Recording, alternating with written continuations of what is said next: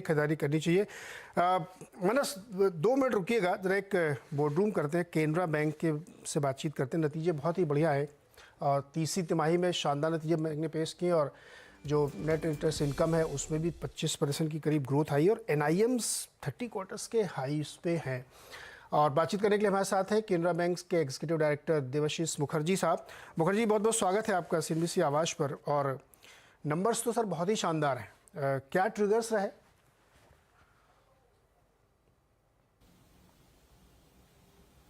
Hello जी देवाशीष जी, आपको मेरी आवाज आ रही है? हाँ जी अब आ रही है, बोलिए जी। मैंने कहा कि नंबर्स तो बहुत ही अच्छे पेश किए हैं आपने, हर फ्रंट पे है। NIM भी बहुत बढ़िया है और मार्जिन्स भी बहुत इंप्रूव होके आते हुए दिख रहे हैं। ट्रिगर क्या रहा, क्या सेगमेंट था, कहाँ से इतने अच्छे नतीजे आए?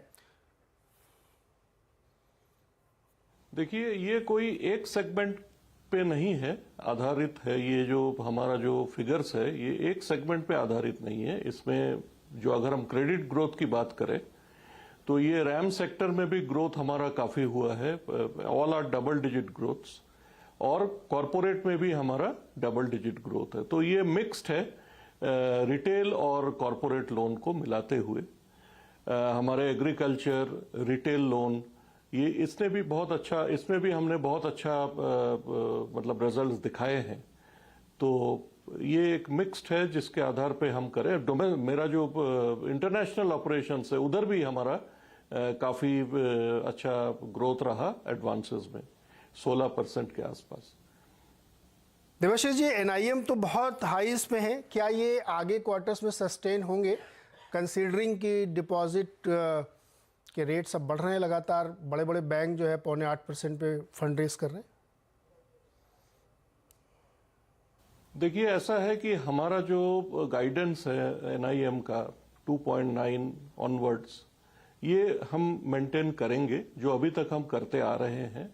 बट आपका स्पेसिफिक क्वेश्चन जो था with regard to the cost of deposit, इसमें मैं ये भी कहना चाहूंगा कि अभी हमारे बैंक में जो इंटरेस्ट रेट जो बढ़ी है उसका इफेक्ट देना अभी भी बाकी है थोड़ा सा, तो इसलिए वो काउंटर करेगा फॉर दिस Q4 ऑनवर्ड्स।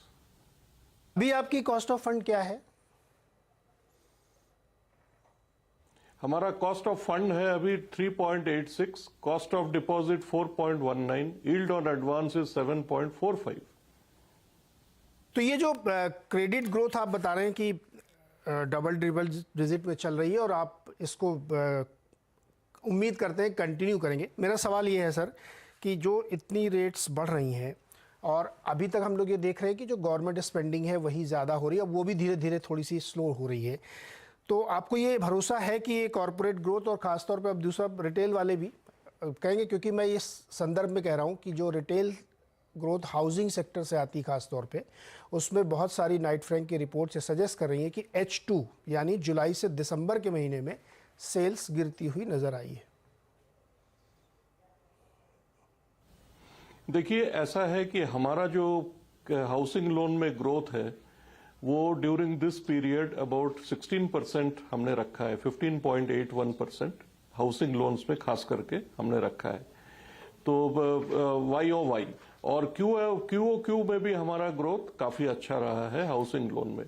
तो हमें तो पूरा उम्मीद है कि हम जो रिटेल ग्रोथ है इसको हम बरकरार रखेंगे और हमारा क्रेडिट ग्रोथ जो टोटल रहेगा बिटवीन अराउंड 15% तो हम डेफिनेटली मेंटेन करेंगे। सर, MSME में क्या स्थिति है? MSME में ग्रोथ हमारा जो YOY है वो सिंगल डिजिट है, अबाउट 7% ग्रोथ है वो। QOQ में फ्लैट है, लेकिन MSME में ये Q4 में थोड़ा सा हमको एफर्ट देना पड़ेगा और हम करेंगे, इसमें भी हम डबल डिजिट में लेके आएंगे। और ये जो सिंगल डिजिट आप देख रहे हैं कंपैरिजन टू लास्ट ईयर, उस समय GECL का एक बहुत बड़ा प्रभाव था। वो GECL से हमारा लोन ग्रोथ काफी बढ़ गया था, तो नेचुरली वो अगर हम उससे कंपेयर करेंगे तो थोड़ा सा म्यूटेड लग रहा है। बट ऐसा नहीं है, हमारे MSME, हमारे बैंक में MSME सेक्टर भी अच्छा ग्रोथ कर रहा है और करेगा भी। देवाशीष जी, मुझे एक चीज़ थोड़ा सा एक्सप्लेन करिए आप। जो इकोनॉमिक एनवायरनमेंट है इस समय, जो सिचुएशन है, वो बहुत कंड्यूसिव नहीं लग रही है। राइजिंग इंटरेस्ट रेट की वजह से, एक्सटर्नल फैक्टर्स की वजह से, बड़ी कंपनी की वजह से। आप इसके लिए भरोसे के साथ कह रहे हैं कि आप एमएसएमई को ग्रोथ ले आएंगे, कैसे सर? वो थोड़ा सा समझाइए हमें। मैं इतना ही कहना चाहूंगा कि हमारा बैंक जहां तक कंसर्न, उसमें हमने क्रेडिट ग्रोथ का कोई कमी देखा नहीं है अभी तक।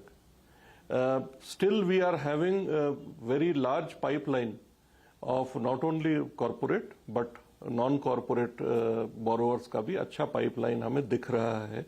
और ये ऐसा नहीं है कि खाली एनबीएफसी सेक्टर ही हो, इसमें इंफ्रास्ट्रक्चर सेक्टर भी है, आयरन एंड स्टील भी है, इवन आपका वो भी है, क्या कहते हैं, कमर्शियल रियल एस्टेट जो एलआरडी वगैरह है, इसमें भी हमें काफी डिमांड लग रहा है। हमारे बैंक में ऐसा अभी तक हमें अनुभव नहीं हुआ है कि credit growth is drawing up.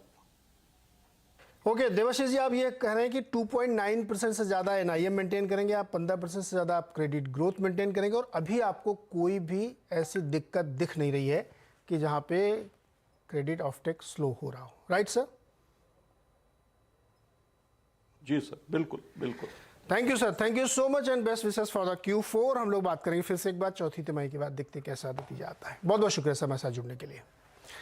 Manas ji, Canara bank out performer रहा है स्टॉक प्राइस वाइज भी, और नतीजे भी अच्छे पेश किए, और मैनेजमेंट बहुत भरोसे में है कि इनके ऊपर कोई खास असर नहीं है। 324 पर ट्रेड कर रहा है, खरीदना चाहिए अभी?